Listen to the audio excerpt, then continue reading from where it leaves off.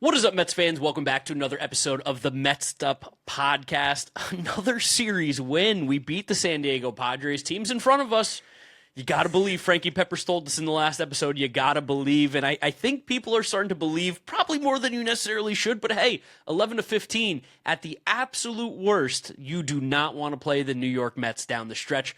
Playing good baseball. Shout out Andy Green. Shout out the rookie. Shout out everybody on this team for making some sort of contribution. Before we get going into everything with this series, make sure you guys are subscribed to us over here on YouTube. Most of you watching aren't subscribed, so click that red subscribe button so you don't miss out on any of the content coming at you. And if you still listen to us on audio side, we appreciate you. Links in the description to the podcast if you want to download and subscribe over there. We do appreciate you. And I think that's it. I don't think I got anything else to plug. No, not at all. I mean, it's fun. Last year at this time, we had like a 99% chance to make the playoffs, and we missed it. So now we have a 1% chance. So I mean, law of averages, we're gonna nail it. It's got to even out, right? If we were in the American League, we'd only just to piss everybody off, we'd only be 6 games out of the loss column. That's still a lot. No, I mean, here we're 10, so it's just, again, probably not going to happen. But this is fun baseball along the way. We said on this podcast a lot over the last few weeks that we were fine with winning games. I don't give a shit about the draft lottery. Maybe I should. No. I don't. I don't give a shit about the draft position. The way this season began, I just simply had to see this team play well, find joy on the baseball field to end the year. Because if you went to the offseason on that incredible downward momentum, then you would have actually been really, in my opinion, fucked for next season. But they're not. Yeah. Andy Green's a great manager. This is awesome. No, everything's feeling a lot better with this team. Of course, winning helps. 11-15 is always going to make things feel better. But I think they're playing a higher quality of baseball, not just because of the wins, but I think the pitching's been unbelievable. The bullpen has been absolute nails. And while the lineup may not be putting out big numbers every single night, they're starting to churn a little bit to the point where, like, you're seeing not just the big names do the heavy lifting. Carson Benge having big games. A.J. Ewing getting off the schneid a little bit because he's been struggling down the stretch. Keith Hernandez talking to him before the game today. Keith brought that up on the broadcast. We'll talk about that in a second. Francisco Lindor doing a lot of good things. Bo Bichette swinging the bat well. Marcus Semion's amidst Jared Young, like, everybody feels, Luis Torrens keeps hitting home runs. Everyone keeps doing something on this team that allows the great pitching to shine because the offense is doing enough on their side. I really love the way that this team plays, and I have to say it every episode, obligatory. What a real shame we didn't fire Carlos Mendoza earlier in the season. It's crazy. You've seen all these other teams in the league that fired their manager early on, and then they turned around. Crazy. The Mets did it. It's just a little too late. I think one of my favorite parts of the Carlos Mendoza Andy Green situation is all of the reporters who came and really, really defended Carlos Mendoza after. How could the Mets have done something like this? Those are all the same people right now giving unbelievable, and deservedly so, unbelievable levels of flowers to Andy Green for the job he's doing. Even I liked his press conference after the game on Wednesday specifically, where he was like, Carson Benge is playing great baseball right now. Everybody should be taking notice, giving him nice credit in the press conference, and also a question about the bullpen. I forgot who asked it, but these guys are pitching really well. Lots of spots in next year's bullpen. He was like, these guys know it's an audition, but we're definitely still we're not going to be committed to any of these guys. Like, still having the front office mindset inside those press conferences while like giving credit to the young players who are playing well. It just seems like he is understanding every single aspect of being a manager. And it's because he was one. He got fired and he was in the front office. Like, he's really incredibly qualified to do this. I wish he would do this next year. Yeah, it feels like he's not going to as much as I think everybody in the Mets world, maybe even the Mets front office, I think might consider wanting Andy Green to do this job. But all the articles that are coming out, everything that we're hearing seems like the Mets are going to look for someone else to be the manager, not because of Andy Green's job as it, but more so it seems like that Andy Green might be more valuable to this organization in a front office role. And just that it seems like he just simply doesn't want to be the manager long term. Yeah, it's probably a lot of traveling. He's like, I want to do this shit. Like, hopefully he falls in love with it over this last year. It's like, I can't leave these guys. These are my guys. I'm not going anywhere. I also think, like, again, it's funny that the Mets were a Fernando Tatis Rob grand slam away from sweeping the series, if we're being honest. Oh, literally. Also, at the same time, Tuesday night, the one game the Mets lost on the homestand. I was at that game with my dad. Only the second loss I've seen this year. I think I'm 8 or 7-2, which doesn't make any sense considering. Like, let's see the Mets home record real quick. The Mets. I think I've seen like 12 Mets wins this year, and I think I've seen like 3 losses. I think I've seen 8 wins, and they've only won 30 games at home. That's insane. I mean, I think I've seen a third of them. Yeah. But I almost think that there were elements of that game and the way they lost that made me feel I'm not going to say as encouraged as all these wins, but it did make me think that that team from the first half truly was dead and buried, and this team is different. And remember how much in the first half we talked about how this team would fall behind and just die on the vine. Yes, they had no interest in competing. Even still, against absolutely dominant relievers like Bradley Rodriguez and Adrian Marjon. Not Mason Miller, because you can't really do anything against that guy. Whatever, neither here nor there. But there are guys on base every single inning. You put runners in scoring position. You put yourself in chances to claw back into that game. Didn't do it. Some bad risk approaches there by some players, especially Francisco Alvarez and Bo Bichette, some miserable at-bats. But it's just that continued fight that is something that I think has become, I don't know, something that this team has done much more so now than we saw them in the early part of the season. Yeah, they're absolutely not laying down. And again, it took a Fernando Tatis robbed home run attempt Grand slam. by him. Yeah, robbed grand slam. Sorry, that is the difference in this game. And I think if Lindor's home run goes over the fence, the game feels a lot different. Probably looks a lot different too going down the stretch. There's just so much good going on with the Mets right now that I think as a real Mets fan, which all of you are that are listening to this and take in this content as much as you do, which is crazy all the way on August 19th, this is a Mets team that I think a lot of people going into the deadline thought maybe this is going to be a rebuilding Mets team. And I think you're starting to realize why me and James have been hitting home so hard on it's not a rebuild. This is a retool. There's a good core here. We got to find the pieces around them now that make sense. And just because there's 3 wildcard spots, you guys see the fights for these last wildcard spots. It doesn't take that much to get over the hump and be in those fights like we were the last few years. Yeah. Genuinely speaking, again, neither here nor there. But again, even seeing things. I want to talk about Benge a little bit in a second, but I want to give credit to the favorite guy in our comment section, Zac Thornton. I thought this was his best start. Again, I was in the ballpark, so didn't see some things as well as I would have seen them on TV. But going back, checking it after, and then the things I saw in the ballpark, this was, it seemed like the most confidence he's had in his fastball yet, especially as a put-away pitch up in the zone against the right-handed batters. He was elevating that cutter as well and getting swings under it. I like seeing that from Thornton. My dad made a comment at the game that he has a very over-the-top release for a lefty.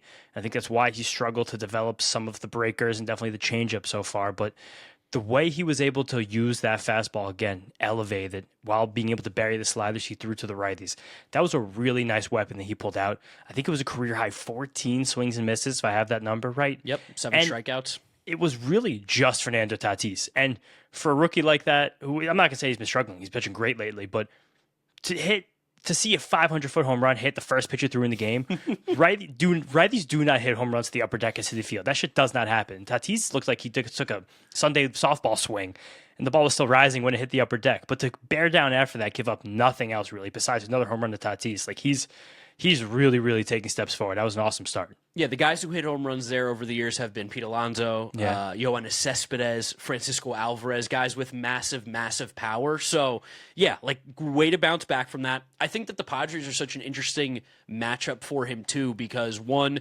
they're going to have some lefties in there, but they do have a lot of lefty mashers in that lineup, like Machado and Tatis and Ty France and Bogarts. Like, those are guys who have feasted on lefties in their career. Oh, yeah. This is also a very free swinging team. So for Zac Thornton, who's a guy who's in the strike zone so much, it's really cool to see that for a guy who's in the strike zone so much against a team that's so aggressive and swinging at everything, that even still having that success, that's huge. That was definitely their mindset, too, noticing that in the first few innings, they were up there ready to attack. It seems like their plan was they know this guy's going to be around the zone, go after him.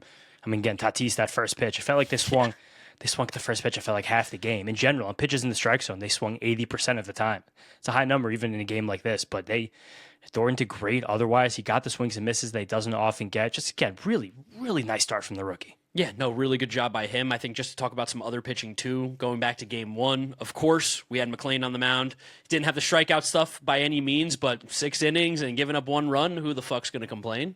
I mean, apparently the Rookie of the Year voters, because, again, he's not rising up the rankings. That's crazy. I was in New Jersey on Monday, so I placed some responsible wagers and some of the awards that I like, where I did, again, that night, I placed a very responsible wager on Pete Armstrong to win his, because who knows what's going to happen with the Frauders the rest of the year. Who knows what time's even going to be in that team next week. But yeah, we'll see. Kidding. Next episode for you guys, we're going to talk about this Dodger scandal and the impact it's going to have on the Mets, so look out for that next few days. And the other one I did was 30-1 Nolan McLean, National League Rookie of the Year. He's 30-1? I couldn't believe it. And then I might be going back to New Jersey just to place that. I think I did Junior Caminero 7-1 on for, oh no, not a sponsor anymore. I'm going to bleep that out. 30-1 is unfathomable for a guy who right now I believe is top 10 in innings pitched in the National League, and I think is top 10 in Major League Baseball in strikeouts with a 3.3 ERA. No, that is one of the better. It's one of the 25 best pitchers in the league, and he's not even the favorite, not even second to win Rookie of the Year. In the National League specifically, he has the 12th most F4, but WAR is stupid for pitchers in general. Yes. But in the National League, he has the 8th most innings pitched. He has the 5th most strikeouts. The 5th most strikeouts. That's sick. He has more strikeouts than Chris Sale, who's a Cy Young candidate. Who's really good. And he has just to pull it up real quick right now, he has the 10th lowest ERA. Oh, this is Nolan going to McLean, be some bullshit. He's going to get Cy Young votes. For some reason, J.J. Weatherhold's second base defense going to anchor him in the Rookie of the Year. Also, Caminera 7-1 lead the league in home runs, which I thought was also a nice number right there. Yeah, that's a great number. I just took my little scroll. I was like, oh, these look pretty good. Again, bullshit. New York doesn't get these. No, on a nondescript gambling app that will get no credit because they're not a sponsor. But I don't know what else he has to do. I get that he hasn't really been having sexy games lately. Even in that game itself, it really would have spun out of control if not for Carson Benge and AJ Ewing. Yeah, those throws can were fully say unbelievable. that. Carson Benge hitting 104 miles per hour from the outfield is absurd. Cowboy Ohtani, there he is. But then McLean just did what he always does, and eventually he found something that worked. And that's been kind of the story of McLean for the last few months. It hasn't been sharp, it hasn't been perfect, it hasn't been precise. But he always finds something that works. And this one, the sinker's the one that came back, and you start eating ground balls after those first few innings, in and out quickly. He had 44 pitches after the second inning, and he still got through 6. It's impressive to see Nolan McLean's growth inside of basically 1 year of watching him pitch for the New York Mets. How, like you said, even if something's not working, he has the ability to find a way to get through these games. And that is truly what makes an ace, is that when you don't have your A stuff, you still give an A performance. For the families out there looking for a new path to help your child succeed, take a look at K-12 Powered Schools.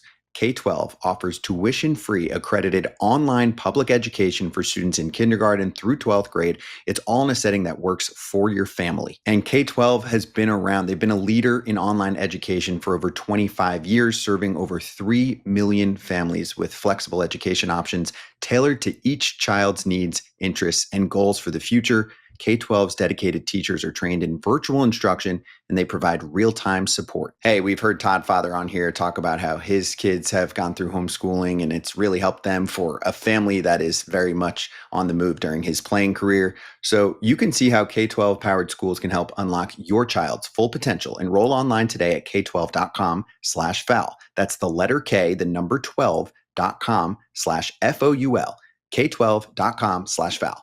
And he probably does need one of those really sexy 8-inning, 12 strikeout, 0-run games that's on maybe like Fox or something, a legitimate TV game. But I can't for the life of me figure out why he's not being respected more in this Rookie of the Year race. To me, feels like a shoo-in. It's got to be because J.J. Weatherholt has a 711 OPS, right? That to me screams Rookie of the Year. Like you said, a 717 OPS in premier second base defense and in a really, really good first half. Definitely don't look at the second half numbers. Why wouldn't he win the Rookie of the Year? 150 innings of a 3.3 ERA? Who gives a shit? If you stuck Weatherholt on the Marlins, you wouldn't even be top 5 in odds. Oh, not even close. If you gave him want to know why? any other jersey. Because his name's fucking Joe Mack. He plays a harder position at catcher. He's got the same OPS and great defensive value. Yeah, he's great. I mean, again, Weatherholt is a fine player. Not trying to take anything away from him, but if the Rookie of the Year has like a 102 WRC plus, I'm not going to know how to live with myself. No, absolutely not. God. And again, let's talk about the other rookies now because that's a fun thing. Yes. Carson Benge he's getting better every single day he plays baseball. It's starting to become a little bit ridiculous how well Carson Benge is playing ball. I'm starting to remember the snowball that kind of happened last year with his like meteoric rise as a prospect where, people were starting to talk about him inside like the top 15, top 10 prospects by the end of the year, where it's all starting to come together. And you see the defense, you see the arm, you see at the plate, you see the power potential, you see how much he puts the ball in play, how he gets on base, his at-bats, the swings, I feel like are getting better and better and better, more confidence. Even today in Game 3, the at-bat he took against Yuki Matsui, I believe, when he came into the game, taking a hack on the first pitch that he saw from him. Like, this is a guy who's feeling himself right now. This is a guy he has no doubt in his mind. He's like, I'm not just belonging here, I'm a damn good player. Dude, he's hitting 290 since May 1st. So the 350 on base and a 450 slug. Sounds like Christian Yelich. Again, it really actually does. But I even still can't believe that Benge has gotten to this much power. I didn't think we'd see him flirt with 20 home runs, possibly until he became like a multi-year veteran. The fact that he's done this right now and he didn't play any really good baseball whatsoever for the first month of his career. Incredible testament to who he is as a player. It's a top 20 batting average in all of baseball since May 1st. Again, you can't take away a month. I hate when people do that shit because it was part of the season. It did happen. But even in terms of like wins above replacement, like we said, this guy is going to be a monster when he's on his rookie deal the whole time. You know what's super interesting is that his bat speed's been actually dropping as the season goes on. But is his swing shortening? Let's see. Can I find that? Can't really find that right now. I'll find that. I mean, it's it's minuscule. It's not like anything like crazy. It's going down like a mile an hour from the beginning of the year. I'll be able to find it in the next few moments here. But worth noting. No, but again, the defense is something that is one of the coolest things too. I don't know if there's an outfielder with a better arm than him in baseball right now. Maybe. Throwing 104 is really hard. I think someone tweeted, Sarah Langs tweeted, Joe DeMeo tweeted it, that it was the fourth fastest or something like that throw that's been recorded in the outfield in the last like however many years. And I think it's like Kyle Isbell and Brett Phillips are like similar guys who have thrown that hard. Tatis feels like he'd probably be there as well. I actually, he has a cannon of an arm. I don't think he's gotten that high. No, he's not that guy. I have Carson Benge bat speed and swing length by month right now, loading just to see. Again, imagine if he just wouldn't have had that stupid swing in April, how good he'd be. Then he'd definitely right? Be. Yeah, his bat speed is going. I mean, it's been fine. The swing length is a hair shorter, but not really. Yeah, it's down a little bit, 70.4, 70.8, I don't even care. 71.2. I just thought maybe that his bat speed might have gone up, which is why his power potential's been going up. Nope. But he's finding a home in the middle of this lineup. He's playing great defense in the corner outfield. Again, I think there's a world where he kind of gathers himself more. He could be one of the best corner outfield defenders in the entire game. Without doubt. Like it was just big hit, home run. He's so fucking good already. It's awesome. Yeah, 15 homers, 51 RBIs, 18 stolen bases with a 752 OPS on August 19th. I would have taken all of those numbers for an entire season and been absolutely thrilled. He's got a month left. Wouldn't even have been a question about that. And again, as these Rookie of the Year debates escalate, he actually has put himself in position for it, which is amazing. He has better stats than J.J. Weatherholt, and he has more wins above replacement than Sal Stewart. I think he has better stats in basically every category than J.J. Weatherholt. Yeah, except defensive WAR, where again, he's still a great defender. I think all these highlights are doing really good work for him. And if he winds up 20-20, 280, it will be very hard not to give him this award. Yeah, even if Nolan McLean has 180 and 3.3. I said a tongue-in-cheek on Twitter about like, oh my God, I can't believe the Mets are going to have the top two guys in Rookie of the Year voting. I kind of mean it. I don't know. They should. Stewart, Weatherholt, McLean, Benge need to be the top four. Those are the four best rookies in baseball. In the National League. In the National League, of course. Totally forgot about the American League. In the National League. American League, some great rookies as well. It's an amazing year for rookies. But these two guys that we have, plus AJ Ewing, who is pulling himself out of the slump a little bit, so good. Yeah, AJ Ewing definitely had better at-bats today, coincidentally, after speaking to Keith. Keith said that he doesn't normally do this, but he went into the clubhouse today because he wanted to go talk to AJ Ewing, and that he basically led it with, like, AJ, I hope you don't mind that I'm coming up to you unsolicited. You don't have to listen to anything I say, but here's what I want to tell you. And it was a lot about, like, don't be afraid to take that pitch the other way. Sometimes you're going to get jammed. But for you, like, you're a good baseball player right now to get right. You're pulling off everything. You got to take those pitches out there, and you're taking too many pitches that are hittable. I think Ewing has talked about the fact that, too, when he's gotten into slumps in his career, high school, professional, college, everything, now the pros, that he does want to hit those opposite field line drives. He said that specifically to Steve Gelbs, which I think gave Keith the mental green light to be like, your left-handed hitter wants to hit a line drive the other way. Let me help you, son. And also, I think Keith told him as well, he was like, you're really good. I would not be telling you this unless I thought that you were going to be a fantastic baseball player for the rest of your career. He's like, it's something that happened to me when I was a player that I really appreciated. It also is funny that I feel like, what was I going to say? I just lost what I was going to say. Damn it, what was I going to say? Do you want me to chime in with something? Yeah, chime in. I love the turnaround that we're getting in the Mets booth. They're starting to love this team again. 100%. Well, they were playing bad baseball. Now they're playing good baseball. What I was going to say is that we always heard murmurs over the years that some players were frustrated by Keith going up and giving unsolicited hitting advice and stuff. So it is nice that possible in Keith's wisdom and old age has changed his tone a little bit. Also, I was at the game. I'm sad I missed this. I love that Howie and Gary did an inning together. Yeah, it was great. It was cool to see. Super cute clip that Diana the Queen posted that Gary was like interviewing Howie, talking about his life, his career, everything going on. And in the middle of answering a question that Gary asked him, he broke into play-by-play. Oh yeah, he was right into It's just it. such a natural little feel for him. And Gary told him what? You're the brother. I've The never brother had I a never brother, had? but you're the Close, closest thing I've ever had to one. Yeah, those two hugged. I was like, stop. It's like so those are our uncles. Did you also see? I listened to some of the game on the radio on Wednesday. Who's the old AT&T girl? Oh, her name's like Milana something Faye something Trube? something. Yeah. Yeah, she was a big crush of mine. She was in the booth for a little while. She was a huge meme on the internet for a while. She would get very mad at some comments that Yeah, she was. There were some people were some making. disrespectful comments out there, but it's a She has a beautiful crazy woman. story. She's like a refugee. Russia. Yeah, from one of those some Eastern Europe, Russia, something. Yeah, Middle East. Also, just yapping about today's game. I genuinely like Robert Stock. He's a good pitcher. James, you know what he is. You know what he's going to be such a perfect Swingman, baby. swing man. He will make. I don't. He's kind of old, right? He's like weirdly like 35. Is that something I have in my brain? I think it's a little younger than that. 33. I'm pulling Okay. up right. 36. I told you he's old. Robert Stock could play another 4 years if he is tasked with facing the lineup once. If you were a team that truly believes in an opener, and I'm going to tell you this, it's probably going to be the Los Angeles Dodgers who end up doing something like this because they have so much pitching and they have so many injuries. The Frogers? Yeah, the Frogers. But like a smart organization, and maybe that's the Mets because we think we're smart. He is the definition of a perfect opener. One time through the order, and if it's a right-handed heavy lineup, like, I don't know, let's see how far he can go. The stuff is great. Especially, again, those first few innings when he is still hanging around Yes. fewer than 50 pitches, and he's gassing 96, 97, and the sweeper's playing up with more velocity. Like, that is really good. I did like today. It felt like he took a little bit off in the early innings to try to preserve some energy, preserve some energy. And he looked good. He still hit that fifth inning wall, but again, like, he knows how to pitch. He knows how to use it. I feel like he's learning how to, again, preserve his energy and, like, maintain his own heartbeat, his own rhythm, his own breath. He's legitimately good. You honestly might be selling him short. I think if he builds up strength, again, I don't know after the TOS surgery and in his age, if he can, but That's my whole reasoning is Yeah. like, let's not, with all due respect to Robert Stock, let's not have a 36-year-old shoot for the moon outcome. I think that would be insane. Let's do the thing where it's like, you're going to be really good at this. We know this right now.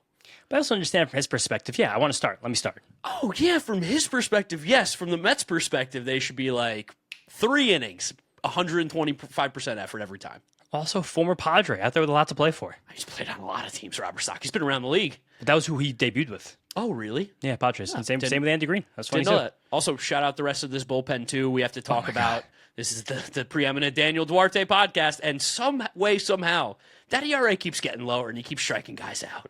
Dude, I was also so happy to see Austin Warren come back. Yeah, he looked great. Really good. It was literally 2 starts before he went in the injury list. He gave up 9 runs in 2 innings. Yeah, they said Sent 9 his runs in 2 ERA innings. Sent his ERA up 3 runs. He came back today. Looked awesome again. Yeah, and it was his last appearance was against the Padres, so a cool like bookend moment. That is cool. And dude, Lavender looks good. Pintaro, now that he's only throwing 1 inning at a time, he can gas up like 95, 96. Yeah. He looks good. Like Kodai again, was shaky. Kodai was shaky, but I mean there was a flare in there. He lost command a little bit, but it was still fine. Got through. Still got the save at the end of the day, which is absolutely insane. Obviously, we saw the Jeffrey Yan experience again. A little bit of a muted celebration on the first strikeout. I like to see that from Yan, understanding the situation. Yan also again looked really good. Like he gave up 1 single that gave up an inherited run, and he was very mad at himself when that happened. He was slamming his glove when he came off. But Ty France just beat him, and Ty France is there to beat lefties. and that's fine. Again, credit to him, but Yan looked really good to get those 2 outs. And again, leaning on that 4-seam fastball against righties. That's the one that did get hit. He had to get elevated a little bit more, but he's kind of learning a different way to pitch right now. Even Weisberger looked nice for his I was little going to strip. talk about him. I know he got sent down, but like these are Weisenberger. totally competent players that like now part of the reason why we like the way that the Mets operate the bullpen with constantly shuffling guys, and I know that makes the normal fan feel absolutely crazy. But you have the opportunity to find guys like this where like, okay, Weisenberger can be a guy that comes up and down now, and I don't feel like when he comes into the game, it's automatically over.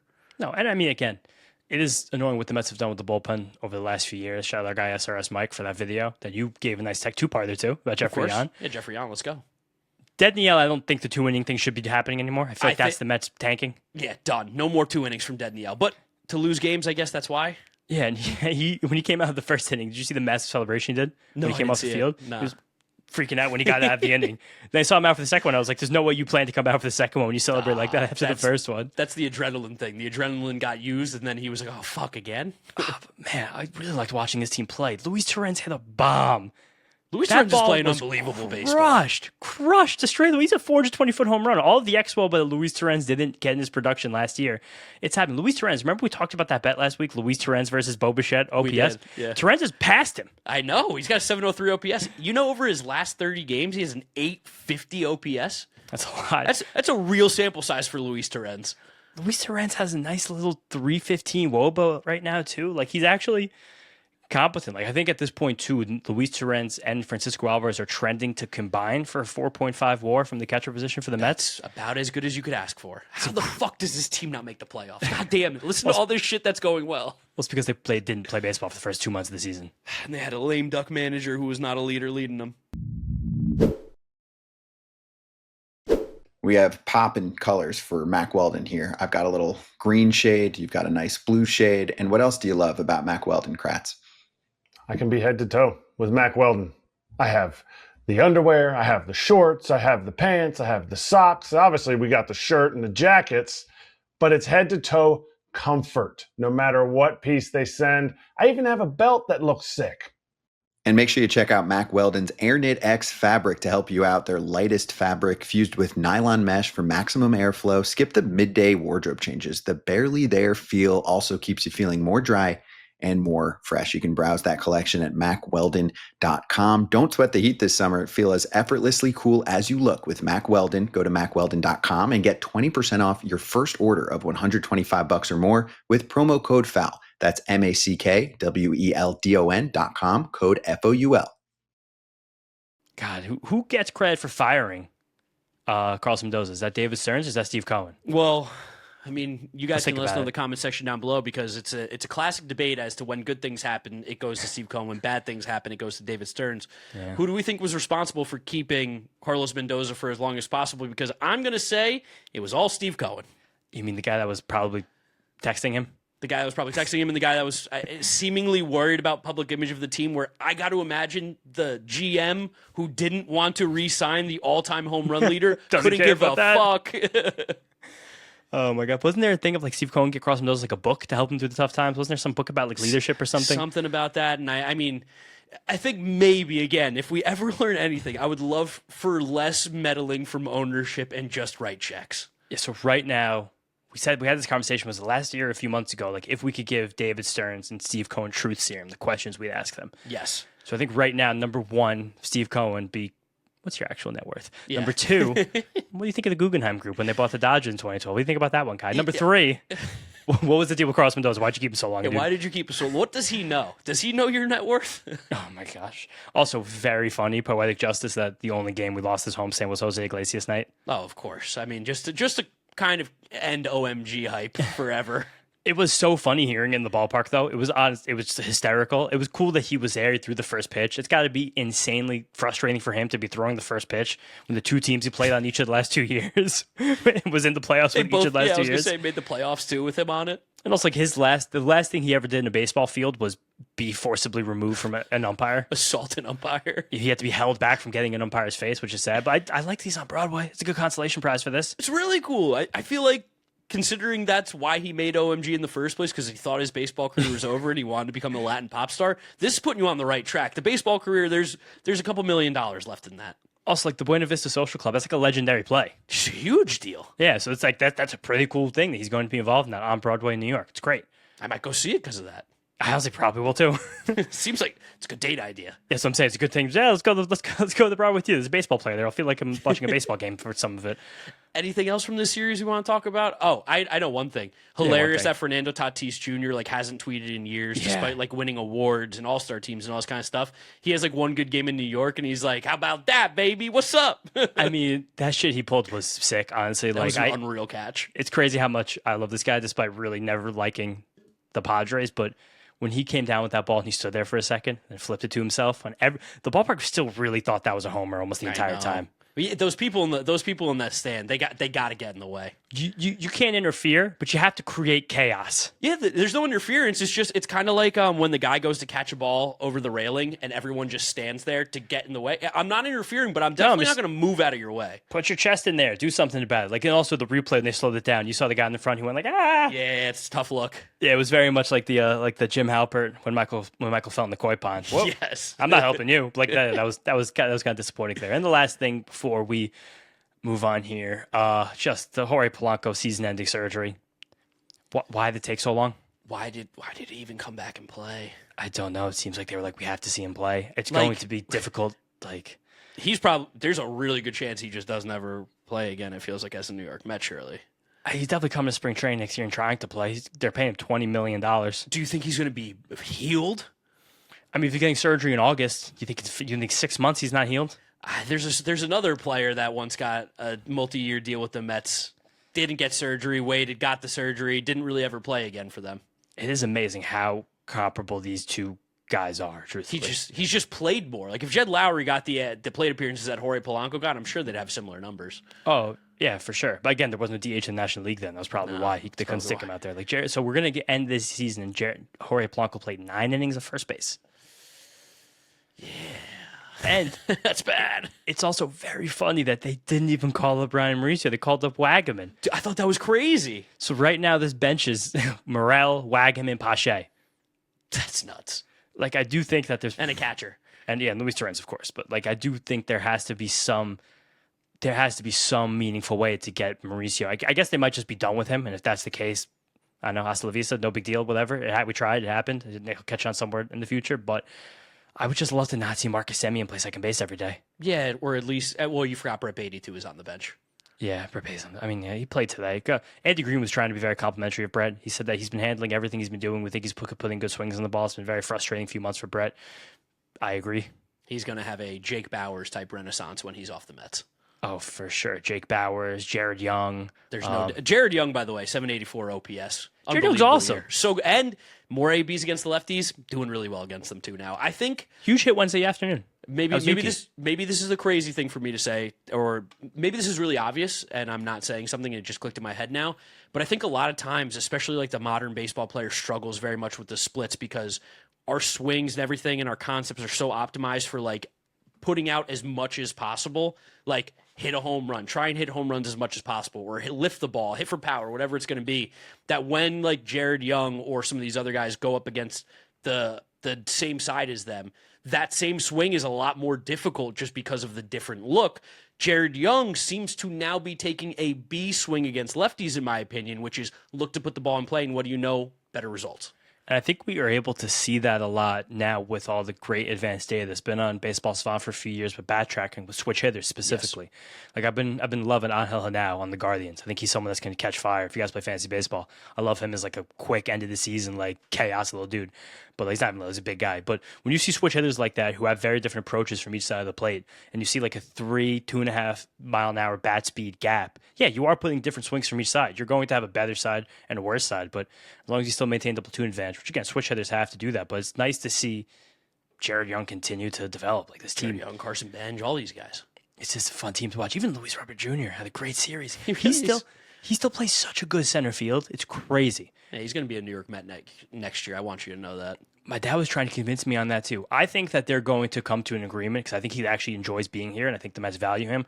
Where I think it's going to be an opt-out, re-sign like $12.5 million. So what's going to happen? I think as long as this is allowed, is he opts out because I think he automatically triggers a $2 million buyout. Yeah, a $2 million buyout. He gets the QO. Go ahead, go look for it. We'll basically honor this no matter what. And at the end of the day, because no one's going to sign Luis Robert if he has a QO attached to him. Yeah, but I also don't think then you just pick up the option because then you just spent $1 million for nothing for the Mets. It's just the theory that you could get a draft pick. I think that's why if he were to go somewhere else. Yeah, but because of where the Mets draft pick would be, like after the 4th round, because of the luxury tax, you think you're spending $1 million on that pick? I'm not spending $1 million on that pick. If you're the Mets who don't have many draft picks, you probably just want more. Yeah, that probably is. Yeah, it's probably not that. Yeah, well, I do wonder. That's fun. If anybody out there is like actually good at math, yeah, maybe we're not overthinking this. If anyone's ever worked in a front office, how much money is that compensation pick worth? Because Robert has a really interesting decision to make there. I think it's going to be an opt-out, sweetheart, come back for $12.5. I mean, listen, I like that too. Because last year the qualifying was like close to 20. So Yeah, that's what I'm saying. You're going to wind up paying him more to get the chance at the draft pick. yeah, and I think that's the only thing is that if they offer it, I think they would know that he's not going to accept it. I don't know, whatever it is. Oh, last year was 22. Yeah, you're not giving him a raise, a $4 million raise. Okay, maybe not that much. I thought it was like the same. Yeah, he's gone up a lot in the last few years. But Well, I'm still going with it. I do genuinely think because they're going to need the fourth outfielder. I think you probably still go into next season knowing that Ewing's a good player, but knowing that you want to be able to take some stuff off his plate. Yes. And I think again when they put these three guys in the outfield, It's one of the best defensive outfields in baseball. even when Ewing didn't catch that diving play on Tuesday, it was right in front of where I was sitting. I was like, "Where's the ball?" But like the way he got to that, he also the throw against Chase Bowen trying to take the extra base the other night where he like made the Got a running second. throw. That was great. Yeah. He also almost nailed someone at home plate later in that game. Yeah. Like he just because I think it was Benge has Chase like Bowen again. yeah, but Chase, the double Jace. Yeah, it was because pinch runner. Yeah, it was Chase Bowen. But just because Benge has like the best arm in the league, I don't think we noticed that Ewing has a really, really good arm as well. Yeah, it's just not 104. No, yeah, he's averaging 92 per Baseball Savant. It must be nice. God, this arms. Imagine Zach that. Gallen fastball. My dad and I were yapping about it. We were like, "When's the last time the Mets had arms in the outfield? Like besides Cespedes and Marte?" And they were not on the same team. No, but I mean in general, like never. Yeah. Has the Mets ever had two really good arms in the outfield at the same time? What was Beltran's arm? Beltran's arm was solid, I feel like. It was fine, but it wasn't standout. Yeah, and I don't think Cliff Floyd had a cannon. No, he did not. I mean Hidalgo had an arm Yeah, he was a long time ago. sick athlete. Yeah, Mike Cameron had a bit of an arm. Remember Ryan Church had a gun. Ryan Church had a hose. Yeah, it's just a shame he took that flight with a concussion. What a joke. Terrible. Oh my God. Series preview? Series preview. Yeah, who do we even have this weekend? We've got I think we're in Chicago for the White Sox. Oh yes, we are. Wow, Fun one. We can play spoiler in the other league now. Another playoff team. All we're doing is just taking playoff teams with us. So weekend series against the White Sox. Wow, 7:40 game Friday, 7:10 Saturday, 2:10 Sunday. Ooh, Friday, bit of an ace-off. Good pitching series here. Sean Manaea versus Sean Burke. Sean off. Saturday, 7:10. Christian Scott, Luis Castillo. Sunday, Nolan McLean, and no pitcher announced just yet for the White Sox. Let me double check on that. Yeah, I'm trying to see who could it even be. Probably Anthony Kay, maybe? No, Anthony Kay is like firmly in their rotation. Well, that's what I'm saying, but maybe he's just not announced yet. Anthony Kay's pitched well. I know, he's done really well. He's having a legitimately good season. He's throwing harder. It would be... No, Anthony Kay's scheduled for them for Tuesday. Okay. Yeah, these are the only three guys who are firmly named Fetty? in their rotation right now. Fetty. Fetty Wap, please, one more time. I would love to get one more shot at Fetty before hangs it up. Oh, my God. He should be hanging it up any day. I mean, he's still pitching the playoff race right now. It sucks. It's going to be... Oh, it might be Urquidy. He's back in the rotation. Okay, you know what? I'll allow Jose Urquidy over Eric Fetty. Also, have you seen Browse Bun with the White Sox? It's been a nightmare. Yeah, and have you seen Zach Franklin at the Mets? It's been good. That's why you just trade old relievers. You just dump them, move on, try to get the next one. Tell me the 36-year-old who gives a fuck about his control is hit a stretch of issues? That's crazy. I thought he was in his physical prime. Oh no, Urquidy just pitched today, so it's not going to be him either. So that might be Hagen Smith gets called back up. No, it could be Fetty. That'd be kind of fun. Hagen Smith is still up, I think. Hagen Smith is still up. He's in their bullpen right now. Yeah, I don't want to face Hagen Smith. Yeah, he's in their bullpen right now. He's not know where the ball's going. Maybe Noah Schultz gets another shot coming up. I think. Yeah. He's not up anymore. We're not. White Sox hit. That's what we should be talking about. Yeah, the White Sox rake. This team is actually incredibly fun lineup. Sam Antonacci, GOAT, legend. He just set the White Sox single season record for hit by pitches.